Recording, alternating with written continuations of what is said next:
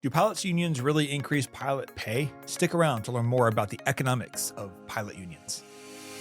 Welcome to a Wiser Retirement Podcast, where we cut through the noise and bring you real, honest conversations about investing, retirement, and building lasting wealth. No sales pitches, no gimmicks, just everything your financial advisor won't tell you. Welcome to a Wiser Retirement Podcast. I'm Casey Smith. Today I'm joined with William Medcalf, financial advisor, CFP here at Wiser Wealth Management. Today we're going to talk about, do pilot unions really make you richer? The economics of collective bargaining. Hey, William. Hey, how's it going? Doing good. So you might wonder, what does William know about this? I will say William is a very, very good researcher. He gets down into the weeds. And this is a topic that we see pop up online quite a bit. So I thought we would do a podcast and kind of wade in on union or no union. Yeah. My background is I was in a union for 10 years of the 12 years I was flying. So I've been non-union and I've been in a union. Okay. And so I have my opinions of whether a pilot union is helpful or not. I will say pilots like to complain about a lot of things. Yeah. And a lot of times they complain about the union. Very, very much so. Yep. But let's dive into our topic today. So first of all, does a pilot's union make you, I hate this word, richer, wealthier? Yeah. Yeah. Well, I think you're in charge of whether you're wealthy or not, and your employer could decide if you're rich. That has to come to do with what you get paid, right? Yeah. So that's why I tell my kids all the time. Rich means you have high income. Distinction. Wealth means you actually have resources or assets. Right. That's true. You don't spend it all on disposable items, right? Right. So let's just talk about what richer, in pilot terms, what should richer mean? Yeah. So I guess there's a couple things that came to our minds. Higher hourly rates and total compensation. Obviously, that's important. Right. There's some things that come in with that, multi-year raises and sort of things like that locked in, predictable schedules, benefits that compound wealth, and then job security and career management. So I don't know, of those four things, maybe there's certain things that you think are more or less important, but, I think all of these things are very important. And those are the things that we came up with when we're trying to sort of define what that means for pilots. Right. So richer, things that affect your income, ability to choose to fly more or not, I guess. Yeah. Your 401k can make you richer. Profit sharing can make you richer. Per diem, the amount of money you get paid tax-free when you're away from base, that can be meaningful, especially if you can live below that number. Right. Depending on what kind of flying you're doing, maybe. And then there's things that make you richer because you can protect your flying. So there's a thing called scope that the mainline pilots set how many regional jets can be flying for a particular airline. So there's like a max, right? Okay. So that determines if your pilot group gets most of the flying or if it can be outsourced to the regional. Okay. Right. So that kind of ebbs and flows over time. And then obviously clear upgrade rules and then base stability. So if you're not going to get richer if your base opens for 6 months and closes. Right. Move you across the country and then that closes and then you open up another one somewhere else. Like that's not going to help you live a better life. So I think if we phrase our conversation today in richer means those things, right? Then I think we can kind of be on the same page. Yeah, I think that's fair. So let's start with the thesis. Yeah. So, unions can increase the price of pilot labor, but wealth depends on career duration and, stability and obviously using your bargaining leverage. So our thesis is yes, pilot unions increase pilot pay and lifetime earnings, but they don't create wealth out of thin air. Right. Right. Right. Because you as a pilot obviously are very valuable because you have a very specific skill set. And we'll actually get into that when it comes to, discussing airlines that have unions or that are unionized versus non-union. Yep. And there's some nuance that comes into play there, but basically, either way, you're going to be paid pretty well compared to the average American just based off of your, the severity of what happens if you go wrong. So you have to be really good at what you do. Right. But also just the, training and all of the things that goes into giving you that skill. So if you're at an airline that has no unionization, and we're strictly talking about pay, your pay should still be relatively high because, as you mentioned, we have extreme skill and certification requirements. Right. So there's a bit of barrier to entry. You don't just sit there one day and go, I think I'll go fly that thing over there. I'm going to apply for that job. Right. You start in a Cessna or a Cirrus or a Diamond or something like that. And then you go to flight training school, and then you hope you get picked up you have to have 1,500 hours or 1,100 hours in some circumstances. You get picked up by not Delta, American, or United. You get picked up by a regional carrier, flying a regional jet. Yep. And then from that point, you're building time in the right seat as a first officer. And then you get promoted and move to the left seat. So now you're in charge of the regional jet, and now you're a captain. But you have to have so many captain hours to then go apply at American, Delta, United, right? Right. Majors. Now, Yeah. there were some shortcuts. There were schools that were putting people directly into the right seat of like Spirit and Frontier and other airlines, which all have tremendous safety records. Yeah. So it has nothing to do with skill. How we got to the 1,000, 1,100, and 1,500 is a little sad. There was a airline called Colgan Air that put a turboprop into a house in Buffalo on landing. And they basically stalled and went just kind of spiraled, or not spiral, but I think they just kind of pancaked all the way down into this house. And after the congressional investigation, they determined that we have more flight hours, and it had really nothing to do with that, but it was kind of Congress's way of saying we solved the problem. Doing something, right? Right. Yeah. So we have to get over this hurdle, which has become a bit of a sticking point in the industry to get people out of that and into the regionals. So anyway, it takes a lot of certifications to get to that point.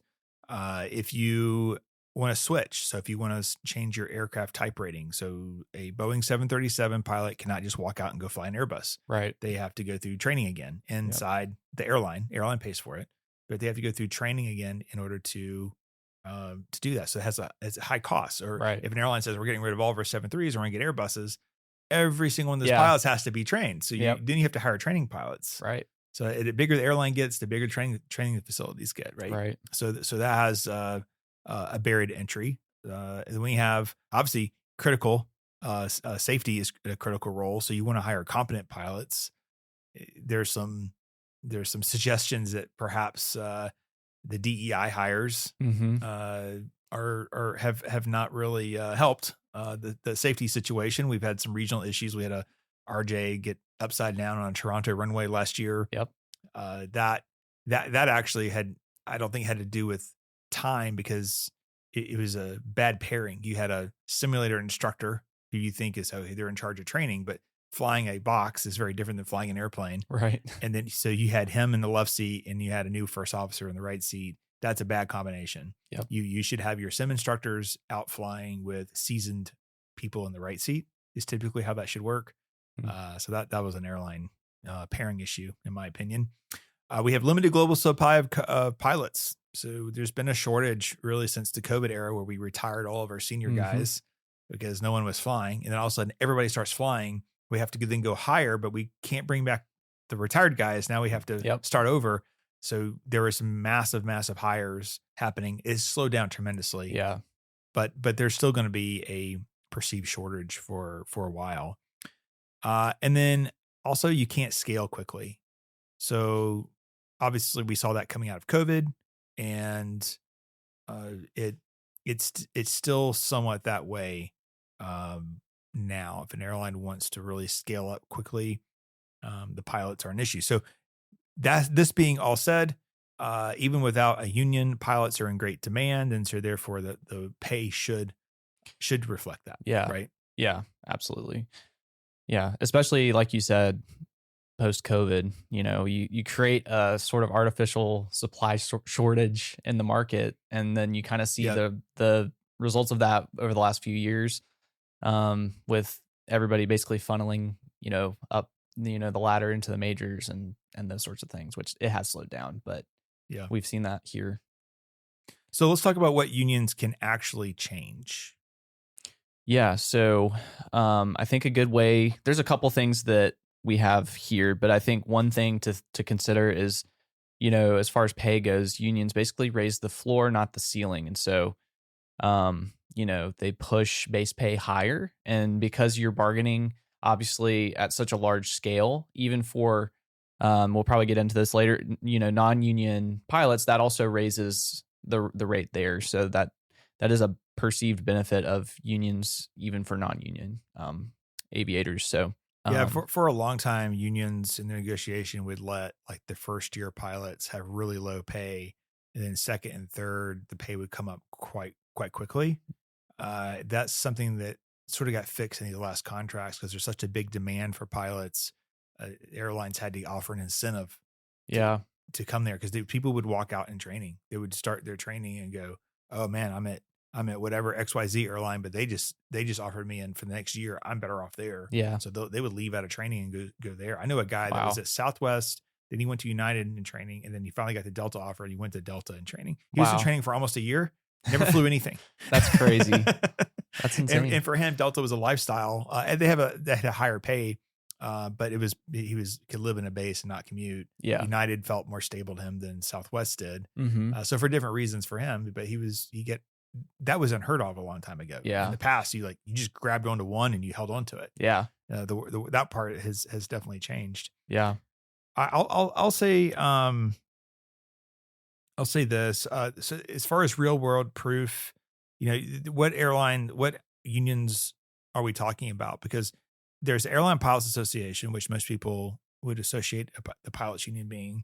But other airlines like Southwest, they have SWAPA. They don't have ALPA. They have their own in-house union. American Airlines has APA, which is their own in-house union. And then there's the Teamsters, which I don't know why anybody would sign up for the Teamsters, but it'd be great for truckers probably. Why they run an airline, I don't know. But they have, they represent Horizon, and there's another airline, escapes me. It'll come back to me in a minute. So we have ALPA, Southwest, Teamsters, and then there's APA. APA. We have to not say that all unions are equal. Right. There's probably a better one of the groups, but I don't. Let's talk about real world proof. So if you look at ALPA, in the last contract, there were 34 to 46% cumulative raises. Southwest is the highest still at 50%, but they were lower. I think they were also later. So they got the raises later. That was my understanding. The Teamsters got pretty big raises for Horizon, but I would argue that all the regionals were underpaid. Every single regional had significant pay increases and incentives. Yeah. I still get postcards in the mail to come back to flying, and they'll pay me $150,000 my first year. Yeah. I was like, no, but where were you in 2002? Right. Right. Yeah, exactly. 2002, I got paid $18 an hour. Yeah. My wife was a school teacher, and it cost me more to go to work than it did what I was making, but I was just building my flight time to get out of there. Right. That's crazy. It's a lot different now. So what can they actually change? Again, I think they can push base pays higher. They can lock in scheduled raises. They can reduce the dispersion between airlines. Delta had a claw, or I don't know if it's a clawback, but if United got higher rates than them after Delta negotiated, Delta would match United rates. Okay. So those are things that, as an employee in a non-union environment, you can't do that. Southwest Airlines SkyWest Airlines, the regional carrier that flies for Delta, American, United. They fly the CRJs. They don't have a union. Okay. They're based out of Salt Lake City or Utah somewhere. Okay. So yeah, their pay isn't as competitive. Mm-hmm. Oh, here's an important part. They make flying safer. So you think about unions and the history of unions, and you think about coal mines and people were dying. And they formed a union. They said, we're not going to work on these conditions. These are the minimum conditions we're going to work under. Yep. You don't think about that with airline pilots. Airline pilots, you think guys are making big money, doing really cool jobs, flying around the world. But here, let me give you a scenario. So pilot captain comes in, he looks at the weather, and he goes, wow, this does not look like the safest route to me. Like, I'm not really comfortable doing this. So what he does is he calls up the dispatcher, who's also jointly responsible for that flight. He says, hey, let's talk about this. And they go, no, we think you could probably do this. And he's like, no, I really don't want to do this. Yeah. May have to call a chief pilot or something. But in the end, he's not going to get fired because he chose not to do that. Yeah. Delta had a 757 that the captain felt a flutter in the elevator. So and that makes their nose go up and down. This was in the news recently. He felt a flutter. And so he wrote it up in the manual, as you would normally do.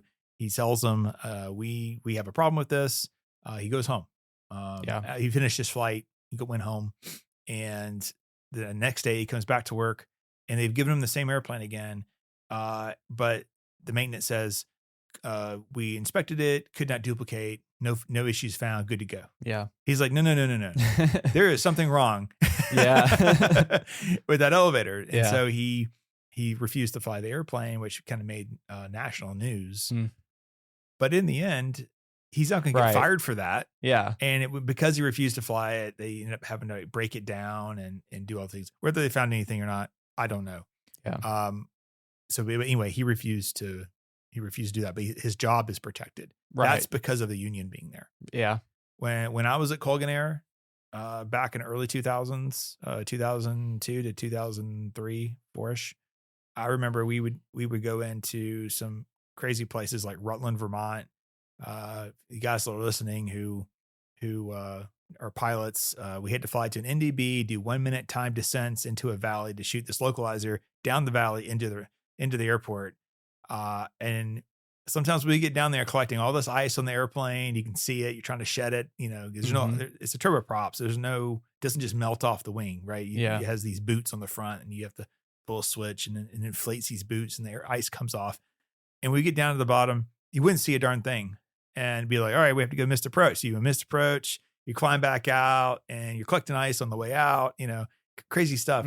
And so we would divert to another airport. I don't remember which one, but I felt like 9 times out of 10 when I went there, I felt like I was diverting for you only went there in the wintertime, and it was nasty as weather whenever we flew there. Well, when we landed, we would get a call from the chief pilot, and the chief pilot would say, talking to the captain, not to me, I was the first officer, talking to the captain, he goes, why'd you have to go miss? He goes, well, we got down there, we couldn't see anything. And then the chief pilot would follow up and say, do you know how much this cost us for you to go miss? Like, why couldn't you just get that thing in there? Right. Isn't that crazy? Yeah. And so captains were scared of that phone call. And so they would, I don't feel like I was ever on a flight they took additional risk.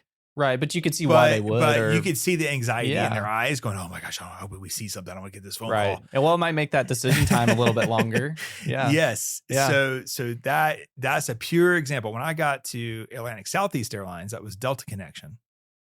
You go missed, you didn't get a call from anybody. If you did, it was, oh man, thanks for trying. Great job.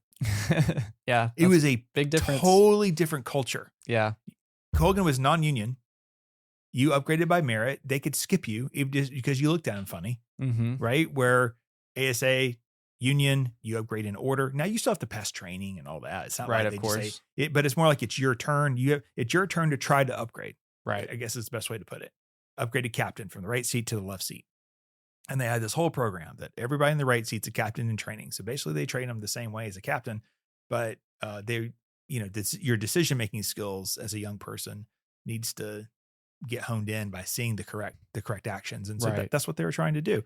And then over at Colgan, it was just the cowboy show, right? And the guy who never went miss was the guy who was like, oh, he's the best pilot here. He never ever goes miss. He hardly costs us any money. So the safety is my point. Yes. So I think the number one reason you should have a pilots union is for the safety of the people behind you, because in the end, you don't want some guy in accounting going, hey, we should be doing this because it saves us fuel, or you see what I'm saying? Yep. So that's the number one. And then number two, I think, is obviously the wages, but that's what most people, airlines safety. Our travel is so safe that people don't think about the accidents, right, or the culture or the negative culture. Right. They think only about the pay necessarily. Before we continue, do you want to make the most of your airline's 401k plan?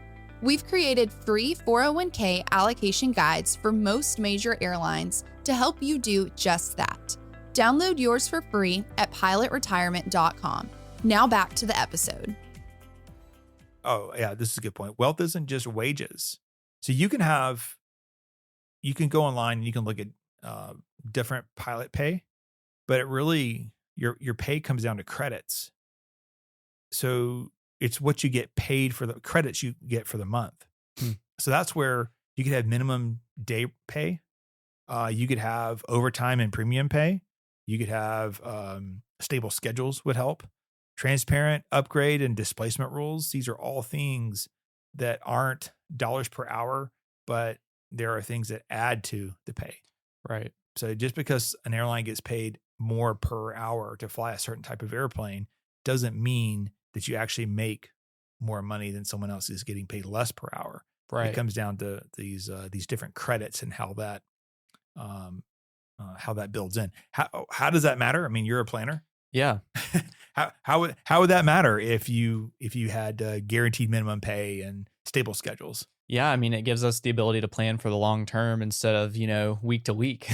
Yeah. So, or, month to month. So, I mean, when you're doing things that are longer term decisions, retirement, taking out a mortgage, and then obviously we have volatility sometimes in that industry. So just being able to basically smooth that out during the good years is important as well. So you're not having to, worry about that, while times are good. Yep.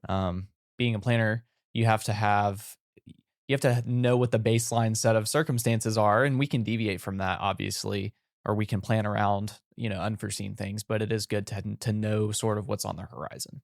So think about when you look at our airline pilot clients versus a regular employee somewhere, what do you think is the biggest wealth generator difference?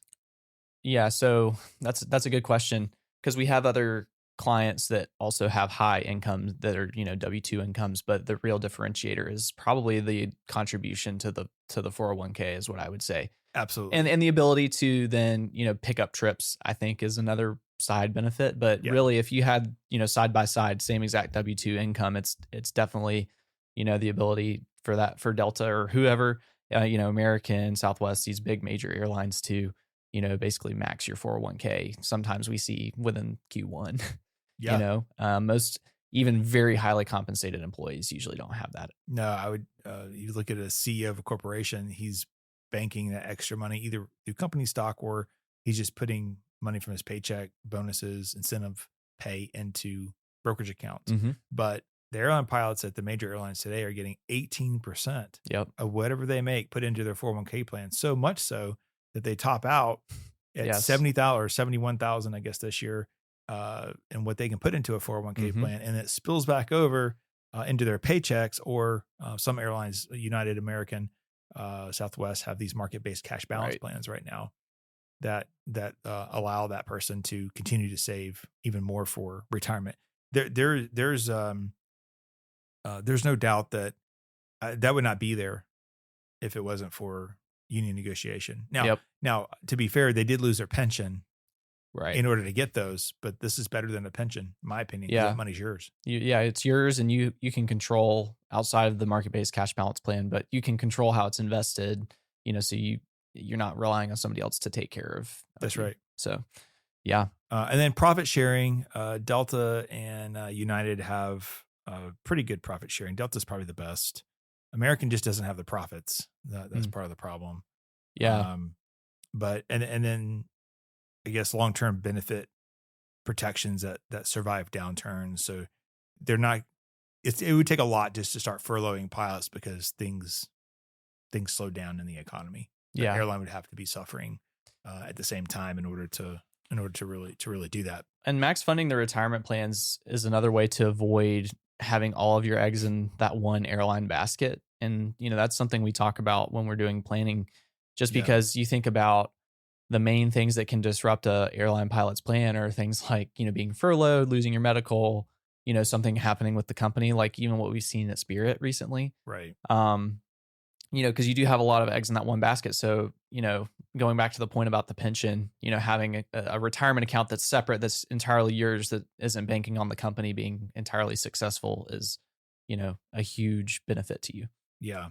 And the latest, let's talk about real world proof, recent pilot contracts. Sure. We've interviewed a couple of experts on this topic believing that the next downward cycle is underway just because these pilot contracts are so rich. Is really going to be really, really hard for airlines to maintain these pay rates. Yeah. But any pilot that's been in the industry for 30 years and starting to exit now has been through a lot of ups and downs. Yeah. You have to be ready for that as a pilot, which is why financial planning is so important. To be ready for the not so good days. But these big pay raises were not like, they weren't magic. They weren't unions going, okay, we've had enough of these pay. We're going to get this pay now. And it's outrageous and completely right. out of line with reality. Yeah, it was. I would say 75% of it was a gift to them through pilot shortages. Airlines are making good money, and then obviously just their ability to bargain, I guess, had a lot to do with that. But I don't think the union created that money. They just organized the leverage to capitalize on that. Right, and that's something too that I've researched for this a bit, and it seems to me that these big contracts, and you can correct me if I'm wrong, seems like they're not the main reason why an airline does good or bad financially. It seems like it's the manager side of things more less than pilot pay. Yeah, I think it's a good, fair statement to say that unions don't make pilots richer, right? Necessarily, but you think about, okay, some scenarios. So right now we have a whole thing playing out with Spirit, Frontier's under pressure, all the low cost airlines, because people are traveling now for the most part want to pay a premium. Yeah, and they want the economy comfort, or they want first class. Yep. They don't want to participate in any of the fights in the back because humans are evidently degrading in how civil they are with each other. Yeah. So they're willing to pay a premium to just get on, get off, and be near the front, right? Right.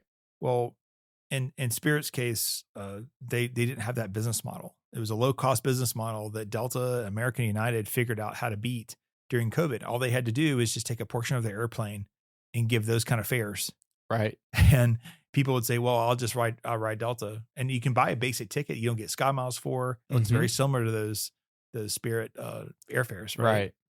So they kind of started beating them at their own game. Well, that's not the responsibility of the union. The unions didn't put Spirit into distress.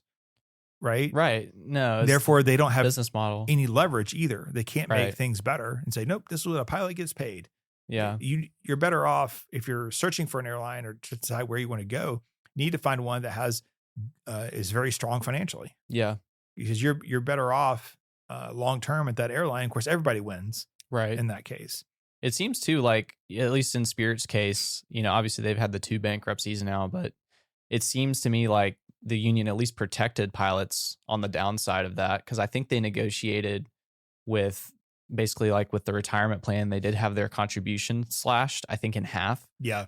But they're negotiated, I think, for 2028 or 2029. It's like it will return based on how things look now. It'll return to the previous level. So, there's maybe a silver lining there too for the union helping you on the downside as well. Where in any other scenario, I think they would just been cut completely to zero. Yeah.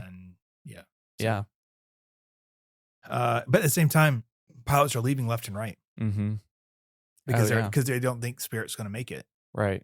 So again, supply demand's kind of fixing itself, right? Yeah. Unions can't force profits to exist. So that's kind of what we're talking about. If you had a Frontier situation, say we want profit sharing just like Delta, you can scream all you want to and try to bargain for that. But if your company has no profits, there's no profit sharing. Right. Exactly. So that's up to management to derive profits. Unions can't really handle that.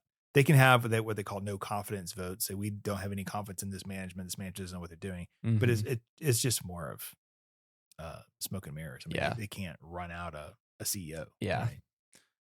And honestly, pilot pay as a percentage of airline revenue is pretty small. Yeah. Yeah, that's what I saw too. As much as you pay these pilots, in the end, I think it's less than 10% across most airlines. Yeah. So that's, the lease of the airplane costs more than what you're paying the pilots. Exactly. So anyway, unions can slow pay cuts. They can improve the transparency. And of course they can trade pay for job security, which is what Spirit pilots are trying to do right now. But I would say that they're more shock absorbers, not really shields when it comes to a bad The downside. financial situation. Right. So yeah, there are some cost to being having a union. So dues, that's real money. They could take 2.5% of your pay and say, okay, 2.5% of your pay is going to go to union dues. Yeah. I would say that they're representing the group. They're not representing you individually. Right. Unless you're in trouble. If you're in trouble, you can take a union representative to the chief pilot's office. But when they go to negotiate, they're not negotiating for the young guys. They're not negotiating for the old guys. They're just trying to kind of find the middle somewhere. Yeah. So you could be somewhat disenfranchised in the negotiation process. Yeah. You could be that your pilot groups is mostly young and you're an older pilot, and they do things to favor the young people and not the older people because the majority would rule. Right. Yeah. And in our notes here, we have the occasional misalignment with junior pilots, which is very, very true. Also, too, you have conflicts of interest. So how is it that ALPA can represent a regional airline at the same time it can represent the major? Right. So what's good for Endeavor may not be good for Delta Mainline. Right. What's good for Delta Mainline may not be good for Endeavor. So how do you walk that line? Yeah. Especially with scope and work rules and flow through agreements and all those things. Yeah. When they're represented by two different factions of the Airline Pilots Association, right? Yeah.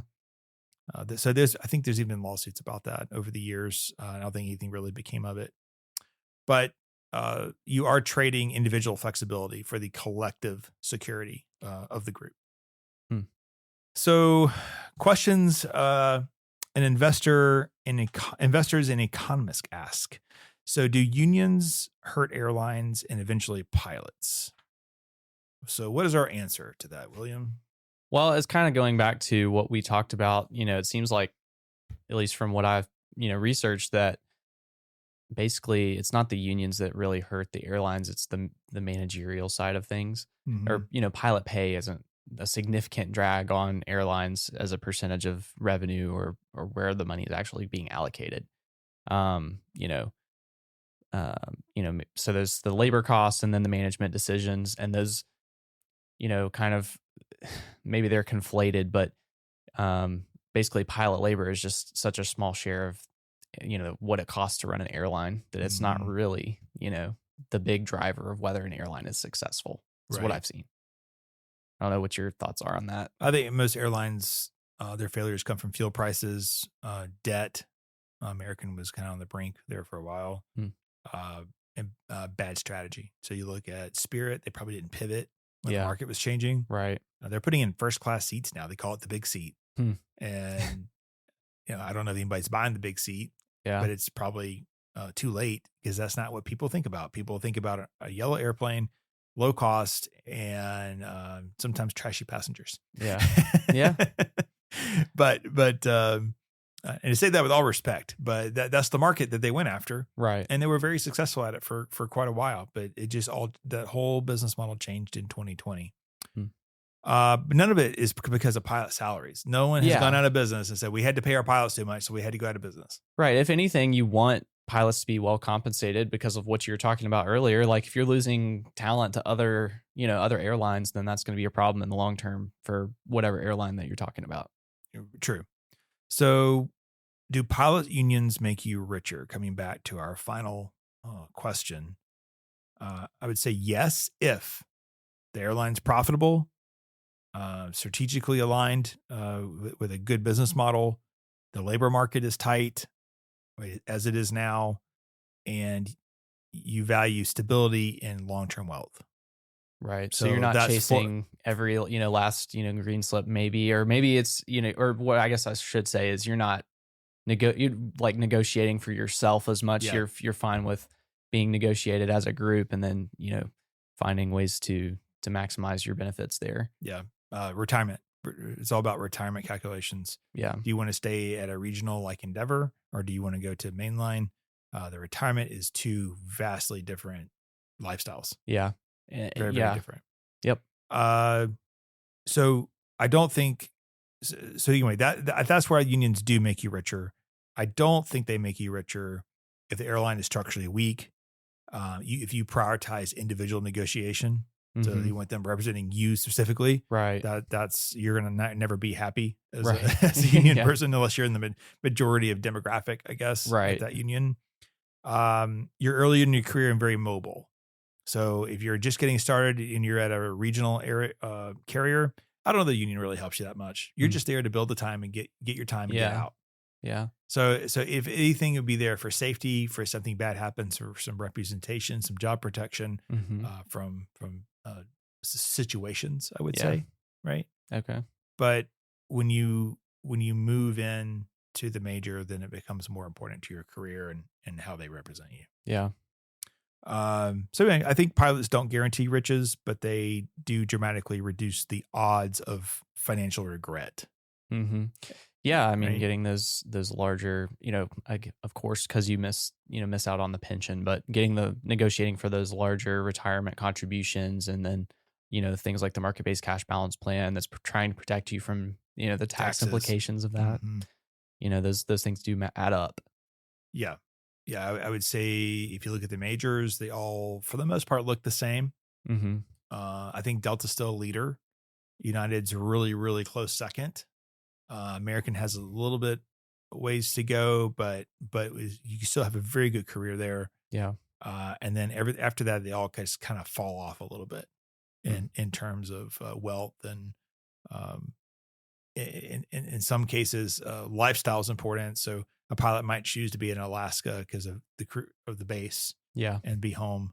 They might choose to be someone. Now, why would you stay at an Allegiant Air or Spirit and Frontier? I think were up and coming airlines. JetBlue was up and coming airline, and they kind of fizzled out where they are. Yeah. But they do have good compensation, but not as good as the mainline carriers. And I think that's a testament to those unions and kind of banding together to say, what are you guys doing? This is what we're going to try to get. Okay. If you get that, then we're going to get that too in our negotiation. Try to band together for the collective group.